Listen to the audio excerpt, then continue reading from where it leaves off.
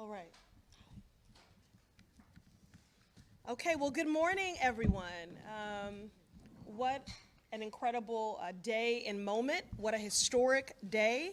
I'm truly overjoyed to stand shoulder to shoulder with these women who know how to get things done, and some good men as well, as we introduce transformative legislation to move us closer to finally codifying gender equality in the United States Constitution.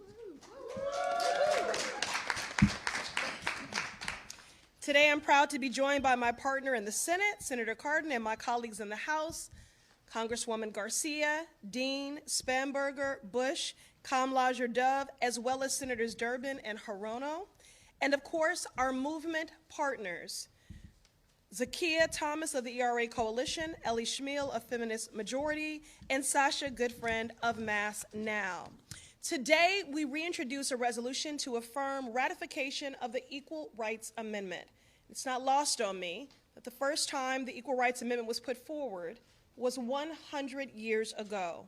The coalition was not as diverse nor as inclusive, so I'm especially encouraged and emboldened to demonstrate today we are leading and working in an intersectional and inclusive way to advance this priority.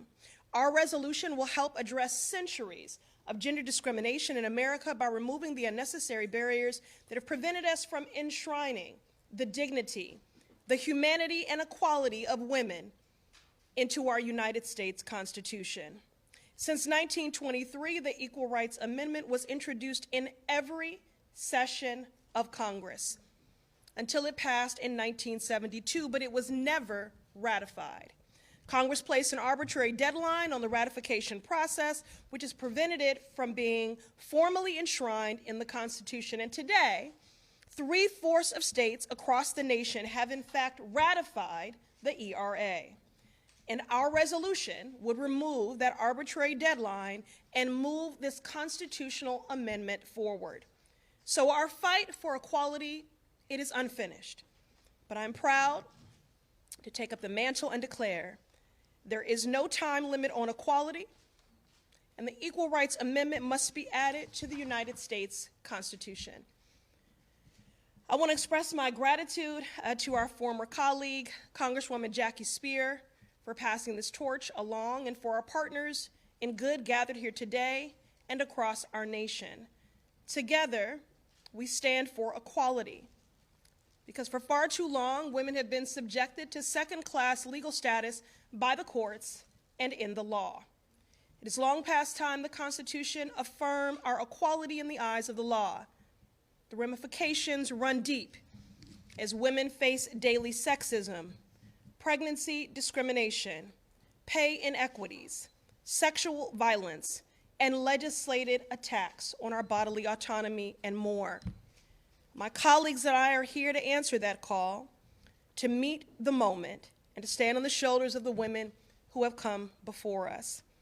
Our sheroes, like Shirley Chisholm, the first Black woman elected to Congress and a key strategist in the fight to pass the Equal Rights Amendment. She once said, "It is time to sweep away these relics of the past and set further generations free of them." Those words were true 50 years ago, and they are still true today.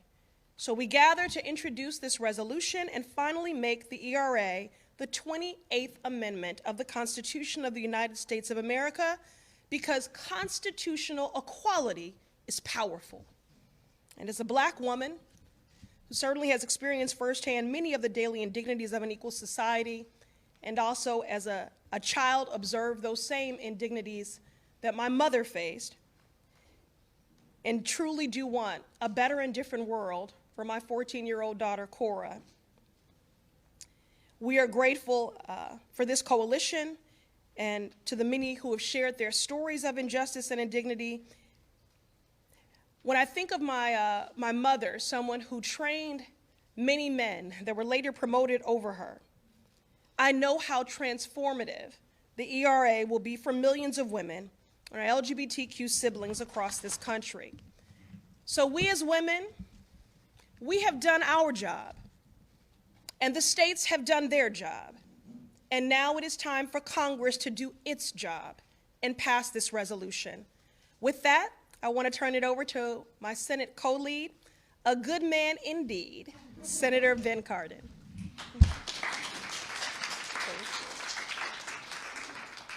Representative Pressley, first of all, thank you for your leadership on this issue. I'm proud to be your partner. I not only speak on behalf of myself, but my wife Myrna, my daughter Deborah, my two granddaughters. This is an important issue for all Americans, so thank you very much for taking up this issue. There is no deadline on equality. The Constitution imposes no time limit on the ratification of proposed amendments. The 27th Amendment, the last to be approved, was debated for 2 centuries.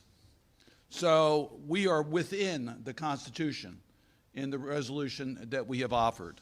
What we are doing is removing any doubt.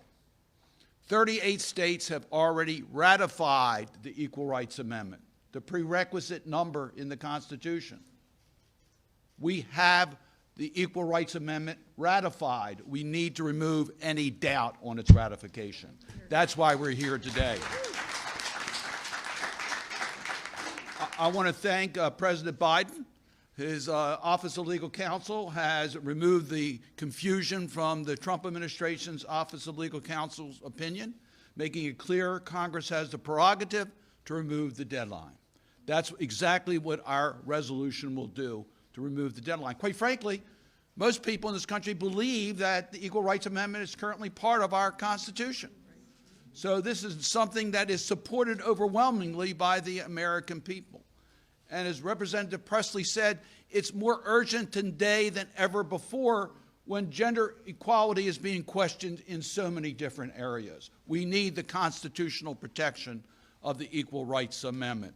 I'm very proud to be joined in the Senate by Senator Durbin, who's here, one of the great leaders, chairman of the Judiciary Committee, and has been a true champion of the Equal Rights Amendment. Senator Arono has been an incredible leader in the United States Senate on gender issues, on so many other issues. Senator Murkowski, who's my lead Republican co-sponsor. We want to get this done because it's a matter of fairness and equality. I want to thank all the advocates that are here with us today. They truly make a difference in getting this done. This is a coalition. And it's my pleasure to introduce Sakaya Thomas, who took the role of CEO and president of the ERA Coalition. We thank her. She's already a rock star. She's carrying on the monumental work that the ERA Coalition has been doing for years. It's my pleasure to bring forward Sakaya.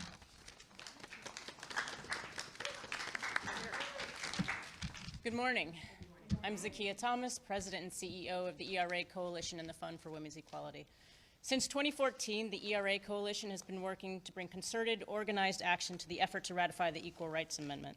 Composed of more than 283 partners, organizations across the country, the coalition provides education and advocacy for the constitutional equality.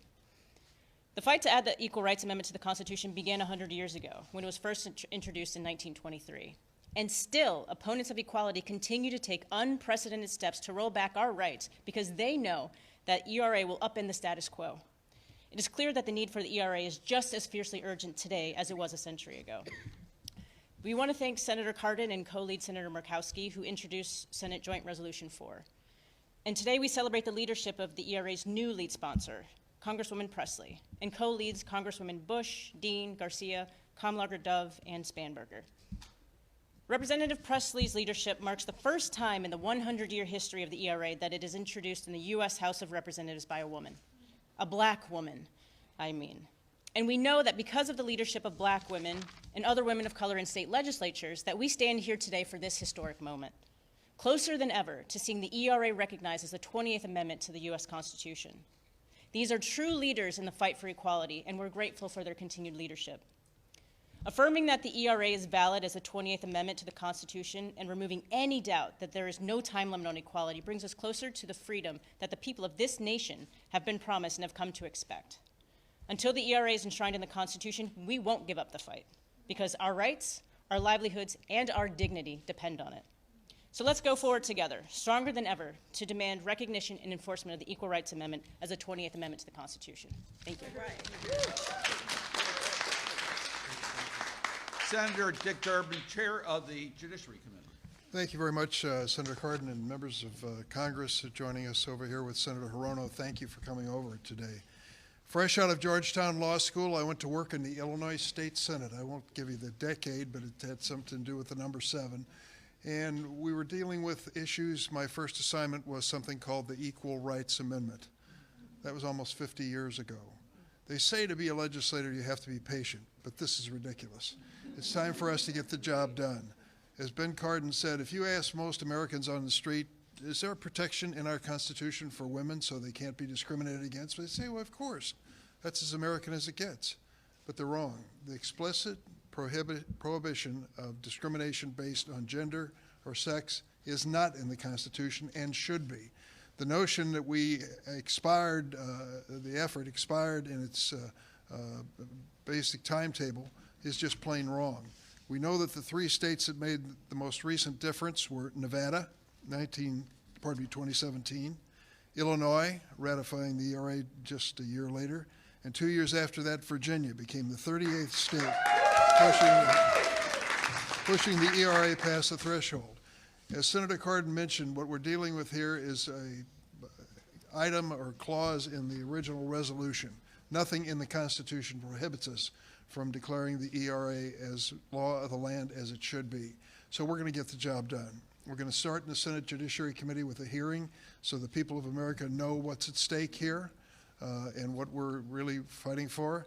And then we're going to bring it to the floor. And we're going to get a vote and people on the record as it should be. It's time for us to vote for equality. Thank you. My pleasure to introduce my colleague from the Senate Judiciary Committee and my friend, Senator Mazie Hirono.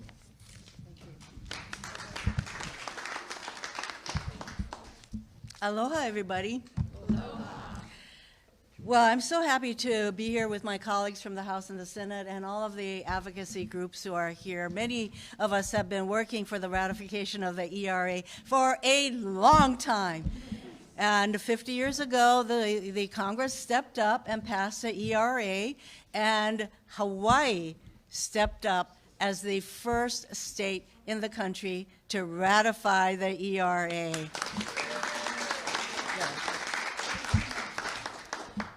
All we have to do now is for Congress to step up once again. And I tell you, I hate to use words like having the courage to enact something that is so right, but that's what it's going to take. Congress has to step up once again to enable this amendment to be in our Constitution. That's all we have to do, people.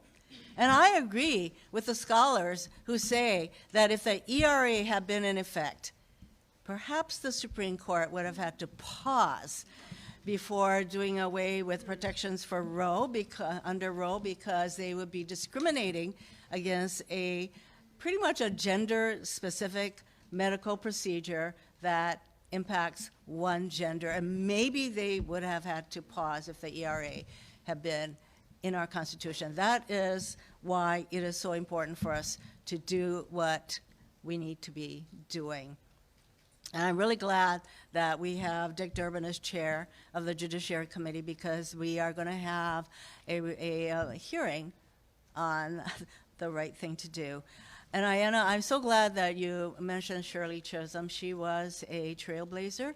I want to mention Patsy T. Mink of Hawaii, who is the mother of Title IX, gender equality in education. But we need to promote gender equality everywhere and in every walk of life, and that's what we're about today. Thank you, everyone. We will continue the fight. We will get it done. Mahalo. Okay, now I get to introduce Congresswoman Garcia for her remarks. Thank you, Senator, and buenos dias. Buenos dias. All right. You said aloha louder. I want to hear buenos dias. With all due respect. First, I want to thank Representative Pressley for her leadership on this issue. I know it's tough hills to fill after Carolyn Maloney worked on this and Jackie Spear for a long time. But it just tells you how we will not be defeated and we will continue the fight no matter what. Because this resolution is for all of us. It's about fairness, it's about justice, and it's about equality.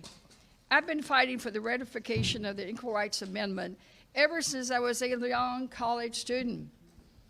I won't tell you when, but it's been a while. Yet here we are, years later, still fighting for our rights. Women are behind some of the nation's greatest achievements. We fought for civil rights and voting rights. We broke barriers when it came to running for office. We've helped send men to the moon, and then we went there ourselves. We have forged our paths in history, yet we're still not equal to men under the eyes of the law. As a lawyer and a former judge, I know we can't say that, yes, there is equality under the law until it's in the Constitution. That's right. In the Constitution. All laws emanate from the Constitution. So until it's in the Constitution, then people can just kind of quibble and change, and you see the ebb and flow that can happen. So we must put it in the Constitution, because until it's there, it really is not there. So we got to put it in the statutes, we got to put it in through legislation. This resolution gets us started. This arbitrary deadline is just that, it's arbitrary. This is not about a carton of milk with an expiration date. This is about women's rights. It's about gender equality. It's about making sure that there is truly justice for all, as we say every time we say the pledge.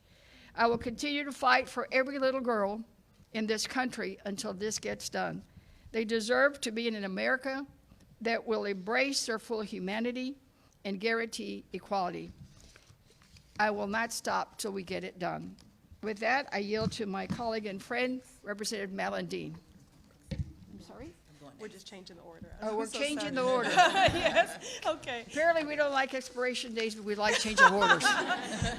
We're nimble in this movement. I do want to just say something. Speaking of nimbleness, I would be remiss if I did not take a moment in that we do have, despite the fact that we don't have equality, an unprecedented number of women serving in Congress, but we also have an unprecedented number of women working in Congress, and I would like to applaud the women's staff.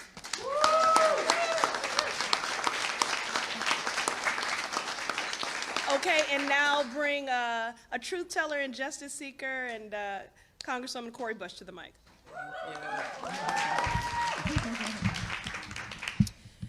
Good morning. And a good morning it is. 100 years.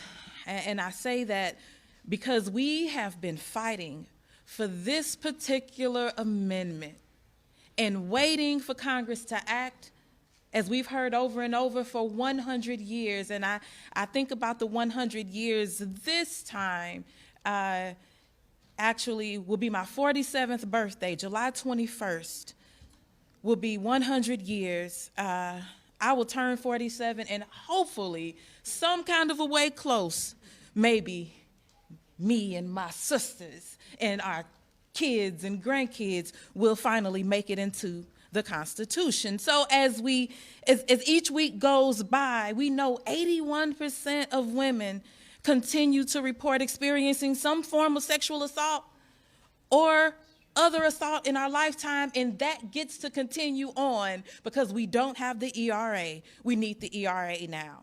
As each week goes by, black girls continue to be murdered by men at a rate of 3 times higher than white women, which that should also be 0, and 6 times higher for indigenous women because we don't have the ERA. We need the ERA now. Each week goes by, women continue to be paid 83 cents to every dollar paid to men for the same type of work, with black women at 58 cents, or they can say 64 is still too low, and Latinas at 53 cents on the dollar. We need the ERA now. We give, so we need to receive. We bleed, so we belong in the Constitution. We breathe, we belong in the Constitution. Each week that goes by without the ERA is a week where we allow, we Congress, we allow injustice and inequity to thrive and to continue to impact, to harm women and communities across this country. As a Black woman who has experienced domestic violence and sexual harassment in the workplace and unequal pay and blatant gender discrimination and, I'm here because I know that the most marginalized in our society have the most to gain from constitutional equality, the most to gain from recognizing the ERA as the 28th Amendment to the U.S. Constitution. We are here to claim it and to continue the work of women and queer people, particularly the black and brown advocates who rarely make it into the media coverage or the history books. And I'm going to always call their names. I got a long list, but because this is short, I'm going to go with 3. Polly Murray, Barbara Jordan, and Shirley Chisholm.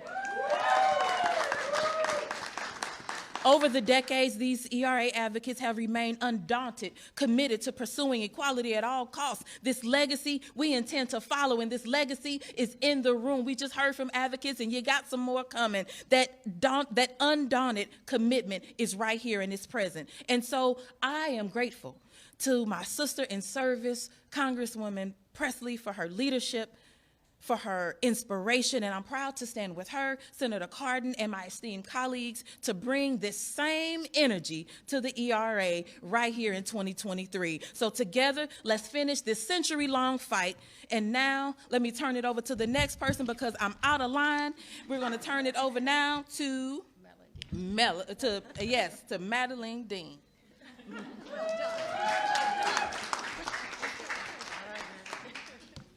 Well, good morning, everybody. It is wonderful to see this terrific crowd for this important event. So a first thank you to Representative Pressley and to our senators who are leading this effort. And of course, to all of my colleagues who are a part of this, many more than you even see here. I'm Madeline Dean from Pennsylvania. Let me just read to you the amendment, because some people are a little baffled. They think it's something long and complicated and really tricky. Equality of rights under the law shall not be denied or abridged by the United States or by any state on account of sex.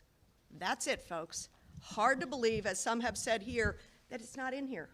I carry this with me every day because I think this contains the rules of citizenship. But there's a hole here.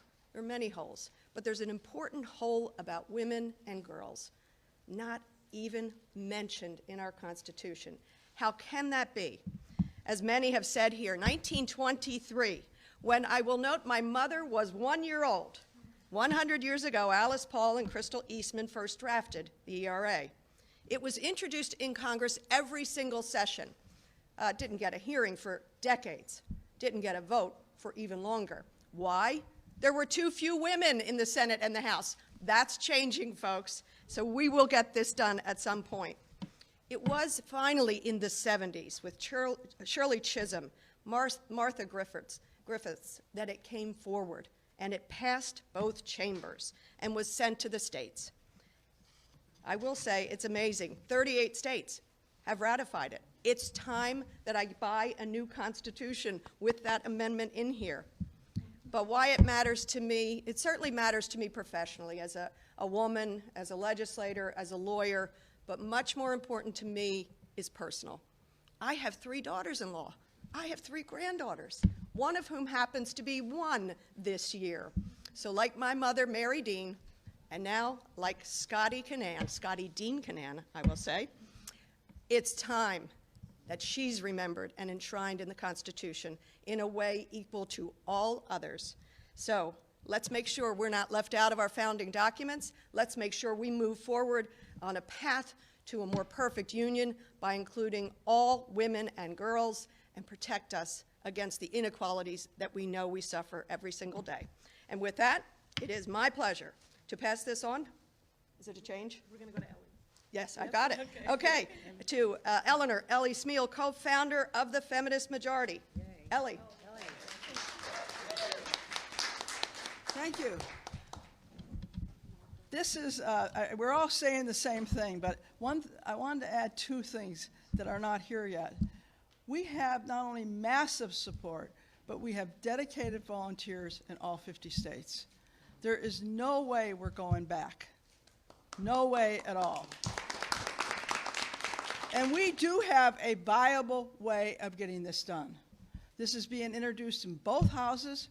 We're hoping for votes in both houses, both the Senate and the House, and we're doing more than that. If they block us in the House this time, we'll get a discharge petition, just like Martha Griffiths did to get it out of the House in 1971. So, because people say, well, how can this be done? It can be done with a discharge petition, and if we have to, we can break a filibuster in this House. I hope to, Senator.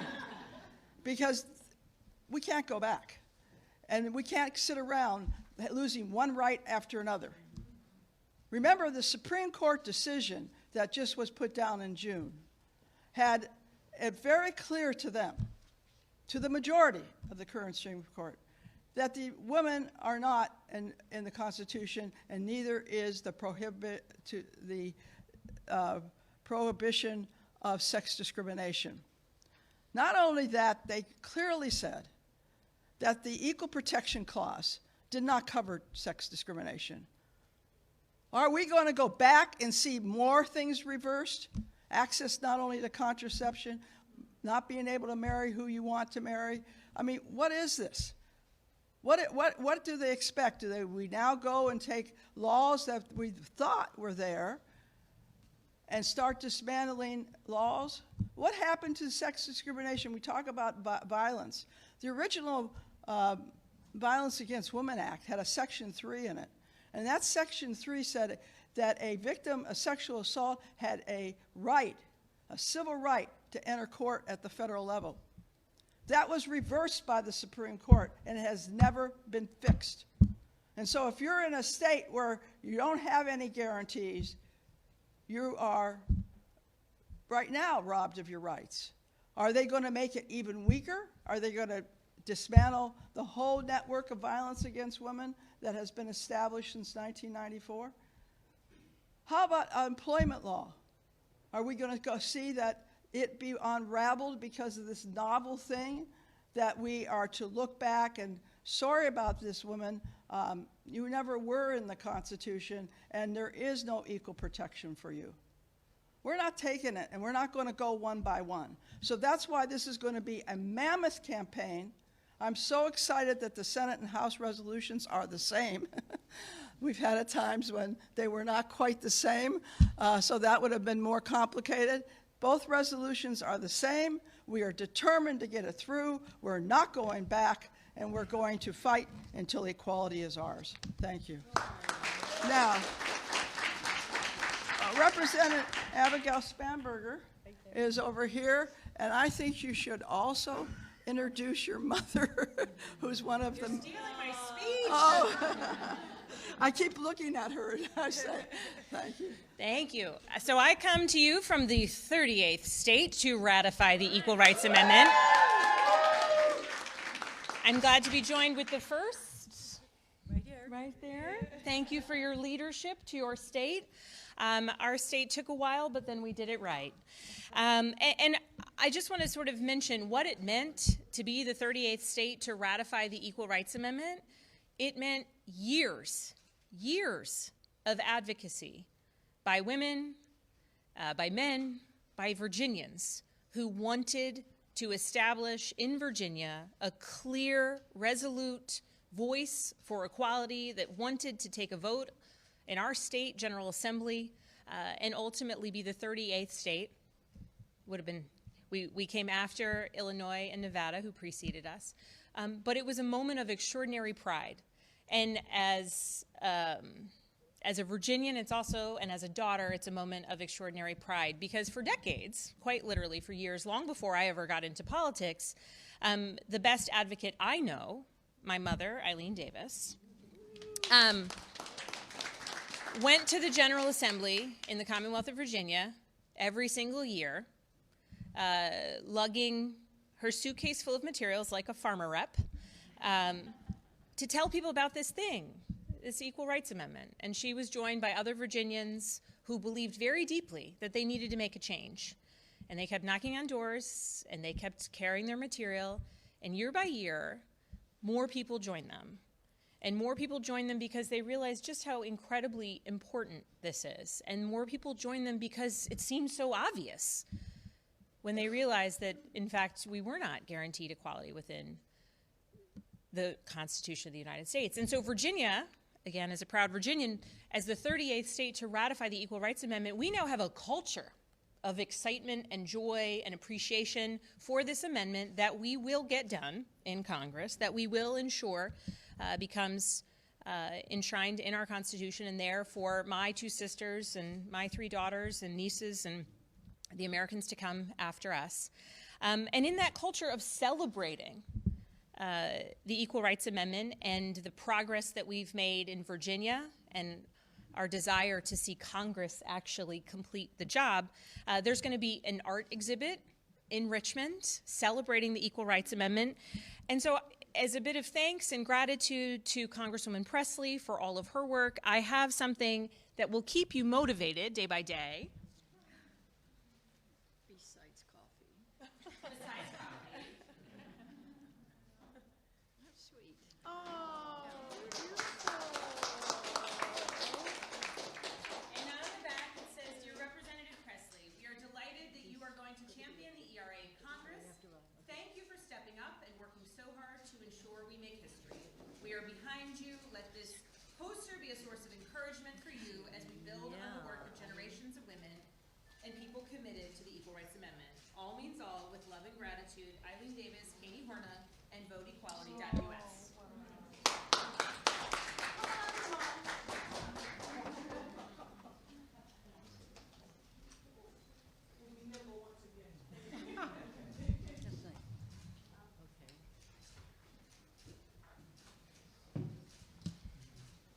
And for anyone who wants to travel to the Great Commonwealth, the art exhibit will be in February 17th. Artists from around the country. okay. All right. Wonderful. Okay, now we'll hear from a friend on the front lines of so many fights, Sasha Goodfriend from the National Organization for Women, Mass Now.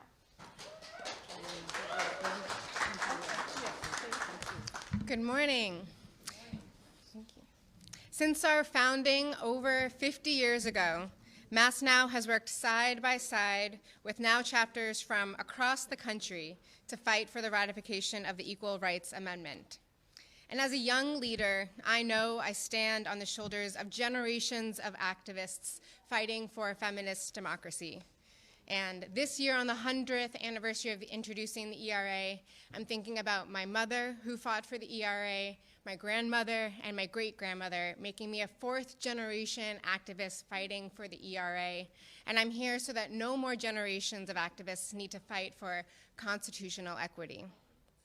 Because of them, I've grown up with legal protections against sex discrimination in school, bodily autonomy, the right to marry my soon-to-be wife. And in the last 10 years, I've been organizing with Mass Now. We've been able to pass legislation to ban the shackling of pregnant inmates. We've passed the most comprehensive pay equity legislation in the country and are on the verge of passing statewide legislation to make period products free in schools, shelters, and incarcerated facilities. But even in 2023, I feared this could all be taken away. Without the Equal Rights Amendment, the progress we've made towards women equality can be lost at any time. And these advances depend on legislation that can be repealed by Congress. In my lifetime already, many of the equality gains made by the women's rights movement have been weakened. The only right explicitly guaranteed, regardless of sex, in the US Constitution is the 19th Amendment, the right to vote. The ERA would serve as a new tool for Congress, for federal agencies, and in the courts to advance equality in the fields of workforce, pay, pregnancy discrimination, sexual harassment and violence, reproductive autonomy, and protections for LGBTQ individuals like myself. And to be honest, like we've heard today from the senator, most people I talk to around the country think the ERA has already passed because it just makes sense.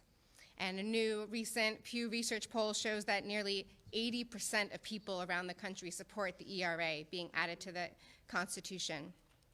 So 100 years later, after its initial introduction, it's time to fulfill the promise to form a more perfect union by publishing the ERA to the 28th Amendment to the Constitution.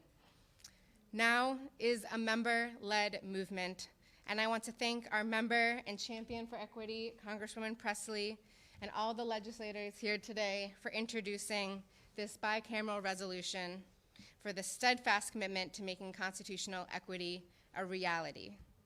Everyone has a role to play in this fight. Contact your legislators to ask them to bring this resolution to a vote. Hold consciousness-raising discussions with your community, and become a NOW member to join us in building upon the work of generations of feminists in fighting for full constitutional equity. All right, and now to close us out, one of our dynamic freshman members, although there's nothing freshman about her, and you'll learn that soon enough. Let's bring to the podium Representative Sydney Comleger-Dove.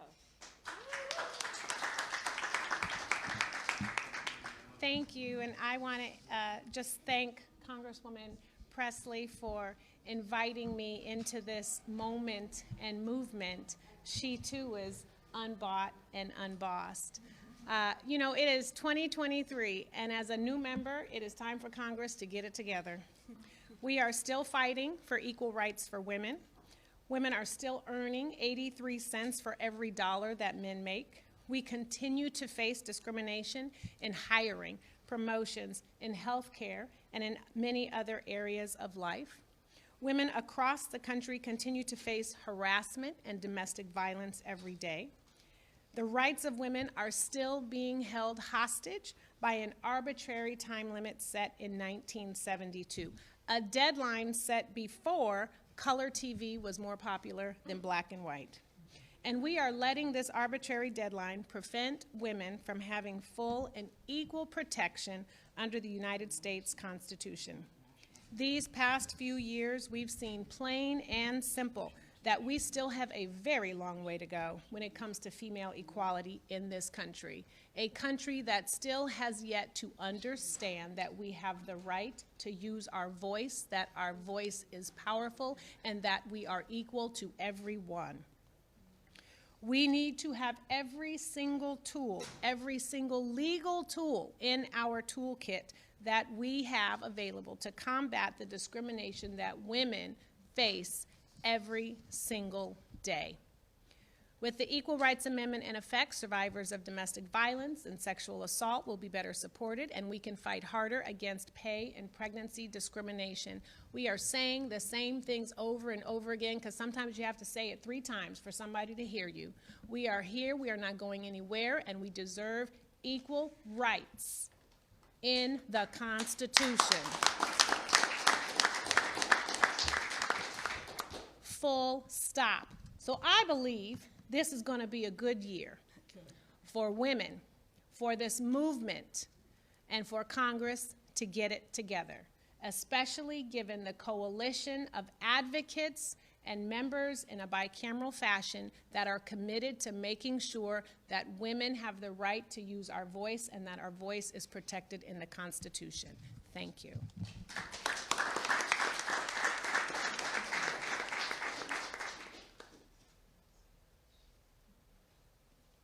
I did also want to ask the national president of NOW who's joined us to stand as well to be recognized. Yes, Christiane. You know, your being at the mantle is historic in and of itself, and again, another testament to the fact that what we were referencing earlier, that so often women, and in particular black women, have been a historical footnote or had their contributions erased completely. So there will be no erasure here today. So we thank you for your leadership.